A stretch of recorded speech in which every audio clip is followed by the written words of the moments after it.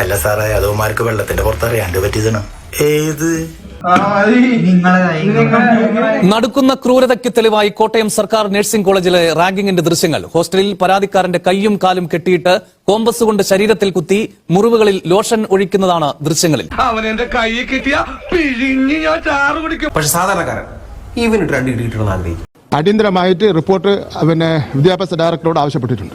അതിലെ ഒരു വിട്ടുവീഴ്ചയില്ല, കർശന നടപടികളുമായിട്ട് മുന്നോട്ട് പോകും. വിവരമില്ലാത്തവനാണെങ്കിലും സത്യം പറയൂ.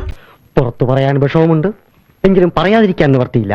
അതിക്രൂരവും ഒരു മനുഷ്യ മനസാക്ഷിയേക്ക് ഞെട്ടിക്കുന്നതെന്നൊന്നും പറഞ്ഞ ഒന്നും ആവില്ല. ഞാനതെനിക്ക് വീഡിയോ കാണാൻ പറ്റില്ല, കാരണം ഒരു ആൾക്കും അത് കാണാൻ കഴിയില്ല. നിന്നെയൊക്കെ മുൾക്കീടം വെച്ച് ചാട്ടവാറോട് അടിക്കാൻ വേണ്ടി എന്തൊക്കെ ഇപ്പോ സസ്പെൻഷനാണ് ആദ്യം കൊടുത്തിട്ടുള്ളത്.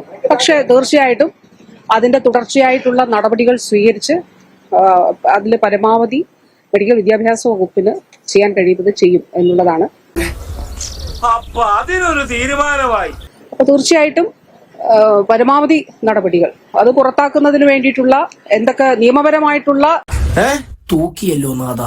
വാഴയും വെച്ചാ മതിയായിരുന്നു. ഉണ്ടാക്കിയ തന്തയുടെ പേര് ചീത്തേക്കാൻ വേണ്ടി നടപടികളിലൂടെ അത് സ്വീകരിക്കാൻ വേണ്ടിയിട്ടാണ് നിർദ്ദേശം നൽകിയിട്ടുള്ളത്. കോട്ടയം കോളേജിലെ പ്രിൻസിപ്പൽ പറയാനാണ് ഒന്നും അറിഞ്ഞില്ല, വിദ്യാർത്ഥികൾ ആരും പരാതി പറഞ്ഞിരുന്നില്ല. ഒരു 3 മാസക്കാലം കുട്ടികളെ കണ്ട് സംസാരിച്ച് അതിന്റെ റിപ്പോർട്ട് എഴുതാറുണ്ട്. അപ്പോഴൊന്നും ഈ കുട്ടികൾ ആരും ഒരു സംഭവം പറഞ്ഞിട്ടില്ല നമ്മളോട്.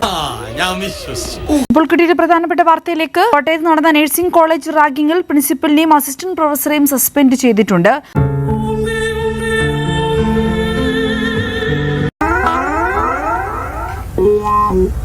നന്നായിട്ടുണ്ട്.